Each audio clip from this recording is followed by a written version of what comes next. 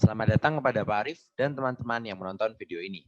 Perkenalkan, saya Ivan Budianto, NIM 192410103035 dari kelas struktur database. Sekarang saya akan menjelaskan tugas kedua, yaitu tentang linked list. Nah, sebelum memulai, kita perlu mendefinisikan dulu dua kelas yang telah dibuatkan sebelumnya oleh dosen kami, yaitu kelas node dan kelas linked list. Nah, untuk kelas node sendiri, ini menentukan setiap node atau poin yang ada pada linked list.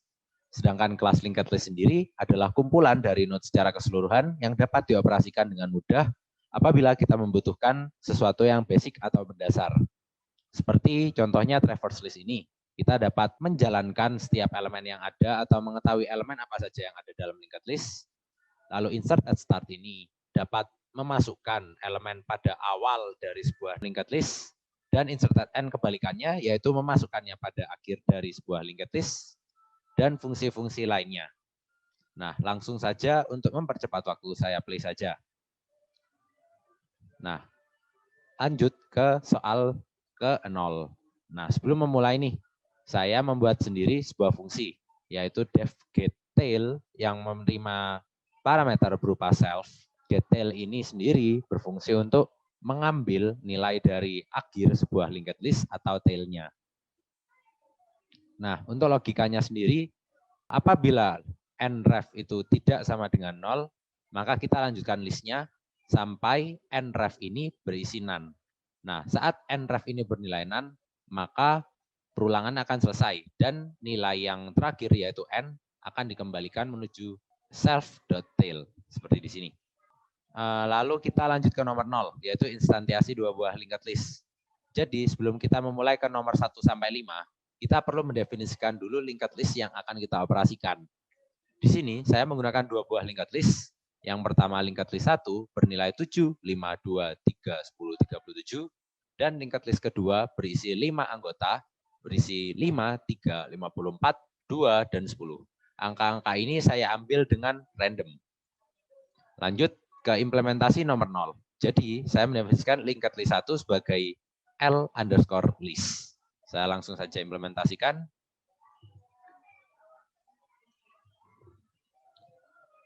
Nah, jadi di sini saya telah mendapatkan dua buah linked list yang nilainya seperti ini.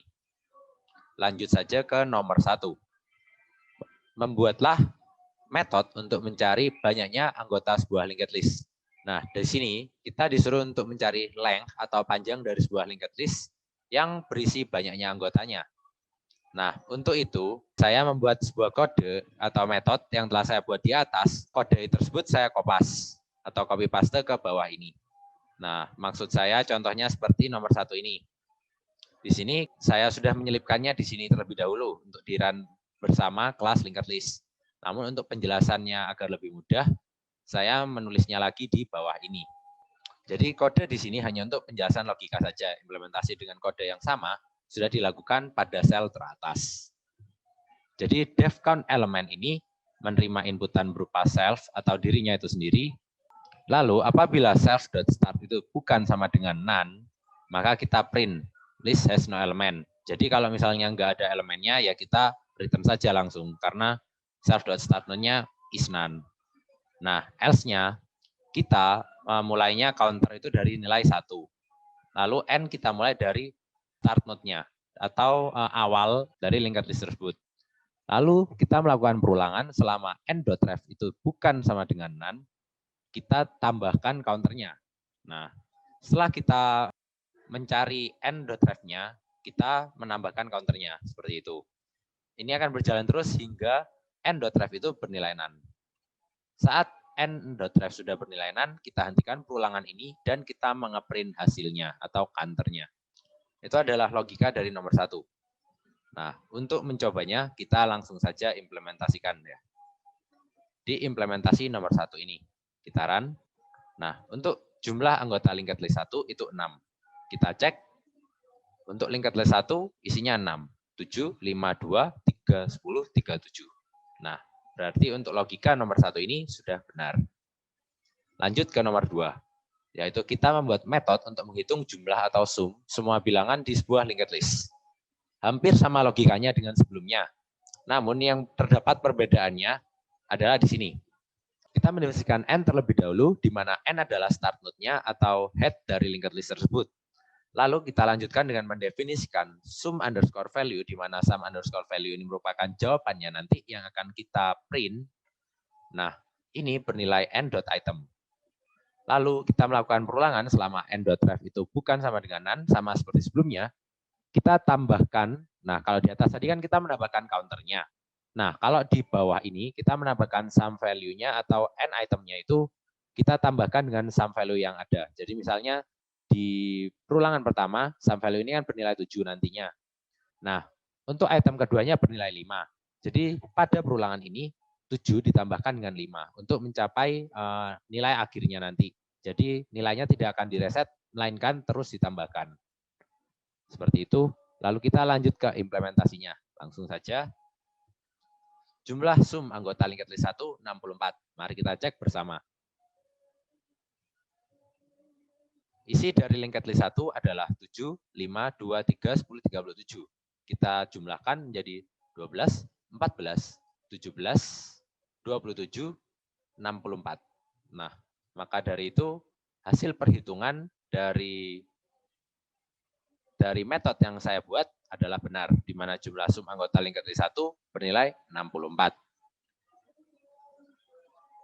Lanjut ke nomor 3, di mana kita disuruh untuk membuat metode untuk menyambung dua buah linked list menjadi sebuah linked list. Nah, namun terdapat sebuah special case di mana kita dapat menentukan urutan dari linked list tersebut. Nah, untuk mengakomodasi hal ini, saya mendefinisikan sebuah parameter yang dibutuhkan dalam fungsi ini, yaitu position.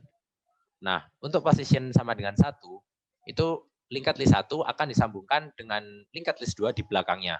Nah, jadi ini default ya, jadi tinggal menyambungkan saja. Sedangkan apabila positionnya itu 2, maka dibalik. Jadi untuk ilustrasinya itu seperti ini. Linked list 1, LL1 plus LL2 di belakangnya. Ini untuk yang default ini. Lalu untuk yang position sama dengan 2 ini, di kebalikannya. Jadi LL2 lalu disambung dengan LL1. Langsung saja kita ke implementasinya pada codingannya. Saya mendefinisikan metode join linked list, di mana 3 parameter diminta, yaitu self atau dirinya sendiri, linked list 2, dan position. Nah, linked list 2 ini adalah linked list kedua yang akan kita gabungkan dengan linked list pertama tadi, dan position ini adalah posisi yang telah saya jelaskan atau urutannya. Jadi logika untuk menyambungkan dua buah linked list yang saling terpisah, kita tinggal menyambungkan tail-nya. Misalnya nih, kita mempunyai linked list 1, ini memiliki 3 elemen. Lalu linked list 2 itu di sini. Nah, kita tinggal menyambungkan tail-nya dari linked list 1 ini ke linked list kedua. Jadi ilustrasinya itu seperti ini, di mana ini adalah tail-nya dari linked list yang pertama, dan ini adalah head dari linked list kedua. Jadi kita tinggal menyambungkan dengan n.ref-nya, didefinisikan menjadi head-nya dari sini. Seperti itu untuk ilustrasinya. Untuk implementasinya, pertama kita akan mendapatkan tail-nya terlebih dahulu, lalu kita meminta ref-nya, atau kita mengubah ref-nya yang semulanya none atau tidak ada, menjadi linked list 2.startNode, di mana start node-nya akan berantai menuju ke elemen-elemen berikutnya. Maka dari itu kita cukup menyambungkan tail-nya dengan head yang linked list berikutnya. Sama saja apabila posisinya itu 2. Jadi kita pertama meminta tail-nya dari linked list 2 terlebih dahulu. Kita mencari tail-nya dengan fungsi yang telah saya buat di atas terlebih dahulu. Lalu kita buat ref-nya itu menjadi self.startNode. Sama saja di mana kita mendefinisikan ini linked list 2 terlebih dahulu, baru kita sambungkan dengan LL1 atau linked list 1. Lalu untuk self.startNode-nya kita ganti dengan linked list 2.startNode. Dengan ini node yang istilahnya cekat di linked list 1, di awalnya linked list 1, kita ganti head-nya Yang semula di sini menjadi di awal milik linked list 2. Karena linked list 2 akan menempati posisi terlebih dahulu sebelum linked list 1. Langsung saja kita implementasikan untuk nomor 3. Nah, setelah kita menggabungkan linked list 1 dan 2, saya melakukan traverse list untuk linked list 1. Langsung saja kita lihat pada urutan yang sebenarnya di atas. Jadi urutannya sama saja harusnya ya, 752, 310, 37. 53, 54, 210. Kita cocokkan lagi. Nah, untuk ini sama persis dengan anggotanya dapat kita lihat terdapat 11 anggota, di mana anggota linked list 1 kan 6, linked list 2, 5. Jadi 6 tambah 5, 11, maka cocok. Kita langsung lanjut saja sekarang ke nomor 4, yaitu pada nomor 4 kita diminta untuk membuat metode untuk menambahkan data ke linked list sedemikian rupa hingga data terurut. Atau istilah gampangnya, kita melakukan sorting. Nah, untuk melakukan sorting pada linked list, tidak semudah dengan array pada umumnya, kita perlu untuk menukar elemennya. Itu cara pertama. Terdapat cara lain, yaitu kita menukar node-nya itu sendiri, dan terdapat cara lain lagi, di mana kita bisa menambahkan linked list atau menambahkan node baru ke dalam linked list tersebut, lalu menghilangkan koneksi yang sebelumnya. Namun hal ini akan memakan memori banyak, jadi langkah yang saya akan gunakan di sini, saya akan menukar elemennya saja atau itemnya yang ada pada linked list tersebut. Logika yang saya gunakan untuk melakukan sorting adalah menukar elemen yang ada pada setiap node pada linked list tersebut sehingga datanya terurut. Dapat saya misalkan seperti bubble sort. Terdapat 4 buah kotak pada list misalnya. Terdapat 3 perulangan. Perulangan pertama akan mencakup dari awal hingga akhir elemen. Perulangan kedua hanya dari awal hingga n-1. Perulangan terakhir dari n-2. Seterusnya hingga hanya 2 elemen saja yang dibandingkan. Di mana dalam setiap perulangan ini, elemen paling terakhir atau yang ini pada perulangan kedua dan yang ini pada perulangan ketiga akan bernilai elemen paling besar. Maka dari itu, dalam setiap perulangan akan mendapatkan elemen paling besar di akhirnya. Nah, untuk melakukan hal ini, saya memiliki 2 perulangan di sini. Perulangan pertama itu untuk mendefinisikan kembali pointer yang kita gunakan, di mana pointer itu harus berada pada start node pada saat awal perulangan seperti ini. Nah, lalu perulangan kedua, apabila pointer.ref itu tidak sama dengan endpoint, nah endpoint pertama adalah none, di mana paling belakang ini, di mana di sini kita membutuhkan variabel ref, di mana ref ini adalah referensi dari pointer yang kita gunakan. Lalu kita membutuhkan percabangan ini juga, di mana percabangan ini menjadi elemen paling penting dalam sorting ini, di mana if the pointer.item itu lebih dari ref.item, kita akan menukar elemen dari pointer dan elemen dari referensinya pointer itu. Nah, jadi kita tukar karena nilainya lebih besar yang pointer.item. Lalu kita mendefinisikan pointer itu sebagai pointer.ref atau kita berpindah dari elemen yang ini ke yang ini. Lalu kita melakukan hal yang sama hingga akhir perulangan. Saat kita sudah mencapai akhir perulangan, maka kita mengganti pointernya menjadi endpoint. Kita mendefinisikan endpoint ini lagi menjadi pointer. Di mana contohnya nih, saat di sini kita sudah selesai mencapai perulangan pertama akhirnya. Nah, terus kita akan mendefinisikan endpoint sebagai elemen n-1. Lalu saat perulangan ini sudah selesai, kita mendefinisikan lagi endpoint sebagai elemen endpoint ini atau pointer terakhirnya. Seperti itu. Hingga setelah sampai akhirnya, perulangan ini akan berhenti. Itu adalah logika dari bubble sort yang saya gunakan pada linked list ini. Langsung saja kita menuju ke implementasinya pada nomor 4 ini.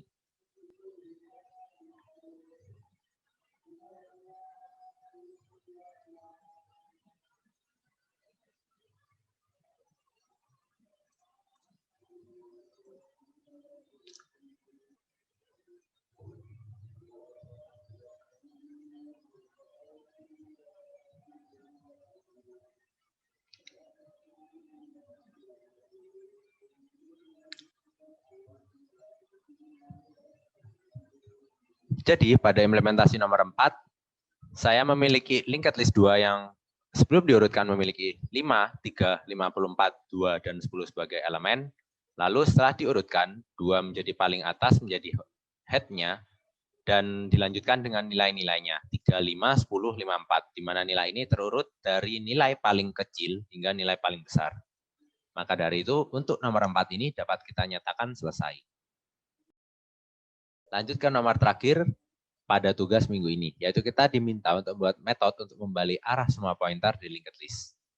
Untuk melakukan ini, saya membutuhkan metode reverse link, di mana pada reverse link ini, pertama saya mendefinisikan endpoint ini sama dengan none. Lalu pointer itu sendiri menjadi self.startNode dan pref itu none. Nah, logikanya itu bagaimana? Seperti ini. Pada perulangan ini, while pointer atau saat pointer itu tidak bernilai none, saya definisikan seperti ini. Misal terdapat 3 node. Sekarang kita sudah berada di node yang ini. Di node yang tengah ini, cara menjelaskan paling mudah ya. Jadi saya mengambil contohnya di sini. Di mana ini adalah pointernya, node sebelumnya itu adalah pref, dan node sesudahnya adalah ref. Nah, ref itu pointer.ref. Jadi saya mendefinisikan ref yang ini. Lalu saya mendefinisikan pointer.ref itu sama dengan pref. Jadi saya menukar arahnya yang sebelumnya di sini, jadi pointer.ref-nya kan sebenarnya ref. Tapi saya tukar menjadi seperti ini. Jadi arahnya saya balik. Lalu otomatis saat saya membalik arah ini, saya perlu mendefinisikan pointernya lagi.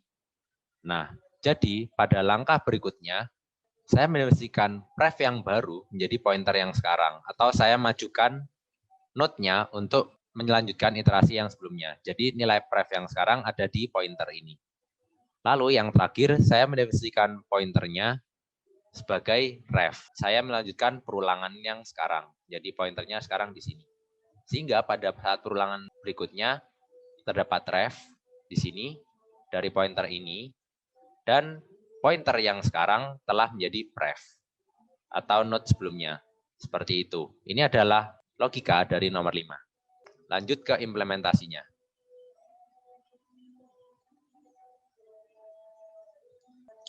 Jadi sebelum dibalik 7, 5, 2, 3, 10, 37, dan setelah dibalik, node yang terakhir di sini telah menjadi node paling awal di sini, atau node telah berhasil kita balik arahnya.